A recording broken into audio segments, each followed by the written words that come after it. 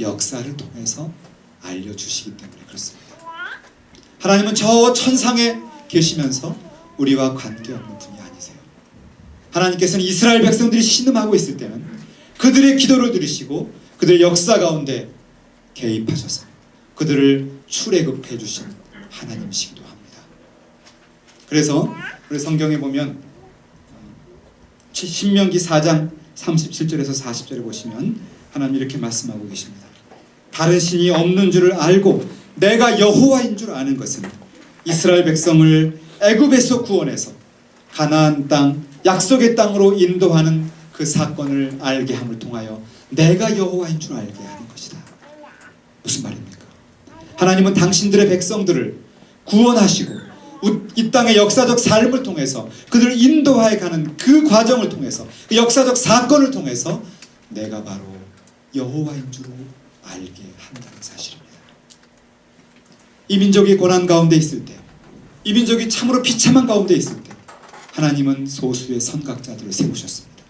그들을 통해서 이 민족 가운데 복음을 심으셨고 이 민족을 올바로 이끌어 가셨어요.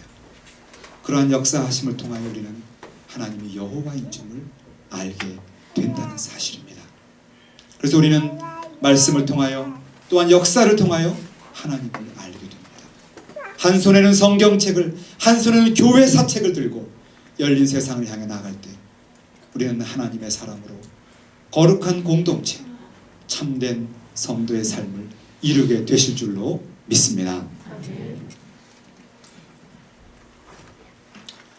자, 이제 시간이 되어서 말씀을 정리해 보려고 합니다. 우리는 이제 한 달에 한 번씩 기독교 강요를 연구하려고 합니다. 연구한 목적은 딱 두 가지입니다. 첫째는 하나님이 어떠한 분인가를 알기 위해서입니다. 하나님은 과연 어떠한 분인가? 우리가 지식으로만 아는 것은 다 아는 것이 아니에요. 우리의 지식으로 암과 더불어 우리의 전 삶과 전 인격으로 어떻게 하나님을 알아갈 수 있을까? 그 성경에서 지식이라고 하는 말을 할 때는 반드시 믿음이라는 한 말과 같이 사용되고 있습니다. 우리의 하나님에 대한 지식은 우리의 믿음의 고백과 더불어서 나타나야 한다.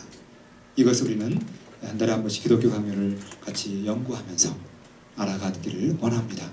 그 다음 두 번째 목적은 나 자신을 아는 것이에요. 나는 어떠한 경건한 삶을 살아야 하는 사람일까?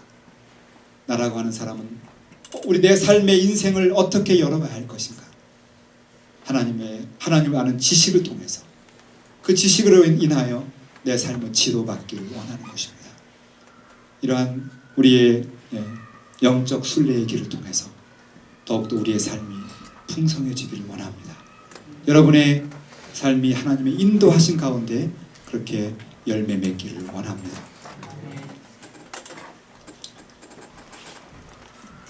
저는 전형적인 장로교회 목회자 아들로 자라났습니다. 모태신앙으로 자라났습니다. 주일학교를 열심히 다녔고요. 청년부 때는 청년부 회장, 고등부 교사, 또 고등부 지휘자로 그렇게 봉사를 했었어요. 그때 제 마음속에 그래도 이 정도 내가 봉사하고 예수 믿으면 참 잘하는 거다라고 생각을 하고 있었습니다. 그냥 교회에 나와 주었고 예수를 믿어 주었죠. 저는 정말 잘한다고 생각을 했어요. 나 같은 사람이 이 정도 하면 더 이상 어떻게 하란 말이야. 이런 생각이 있었습니다. 그런데 그 당시 1980년대에 한국 사회에 극심한 변화가 왔었습니다. 그때 저는 근본부터 흔들리기 시작했었어요. 그 전까지 내가 마치 물 위에 떠있는 기름처럼 뿌리 내리지 못한 신앙 체계를 가지고 그냥 겉멋들려서 그냥 막 보여지는 모습 속에 막 내가 살아가고 있다가 이 뿌리가 내려지지 못하고 있다가 1980년대에 막 그 혼란한 그런 격변기를 겪고 나니까 내가 갖고 있는 것은 아무것도 아니라고 하는 자괴감에 빠지기 시작했습니다. 그런 혼란기가 오게 되었어요. 그때 그러던 어느 날 중앙도서관에서 큐티를 하게 되었습니다. 근본부터 흔들리던 사람이었기 때문에 성경책을 꺼내놓는 것도 부끄러웠어요. 지금 여러분 보시면 이해가 안 가겠죠? 중앙도서관에 공부하러 가서 아침에 큐티를 합니다. 남이 볼까봐 부끄러워서 몰래 이렇게 책으로 덮어놓고 그리고 큐티를 했었어요. 근데 그날 우연히 제가 보게 되었던 큐티 말씀이 마가복음 8장 34절에서 38절이었습니다. 그 말씀이 제 인생을 바꿔놓은 전환점이 되는 말씀이었어요. 누구든지 제 목숨을 구원코자 하면 잃을 것이요 누구든지 나와 복음을 위하여 제 목숨을 잃으면 구원하리라. 누구든지 이 음란하고 죄 많은 세대에서 나를 부끄러워하면 인자가 천사와 함께 영광 중에 임할 때 그를 부끄러워하리라.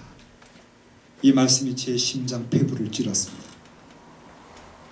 모태신앙이었던 저는 정작 예수님을 부끄러워하고 있었어요. 습관적으로 교회에 나오고 있었지 그 예수 그리스도가 정말 어떤 분인지 하나님이 정말 어떤 분인지 인격적으로 부딪힘이 없었기 때문에 가치관의 혼란 속에서 내가 그 예수를 부끄러워했던 것이었습니다.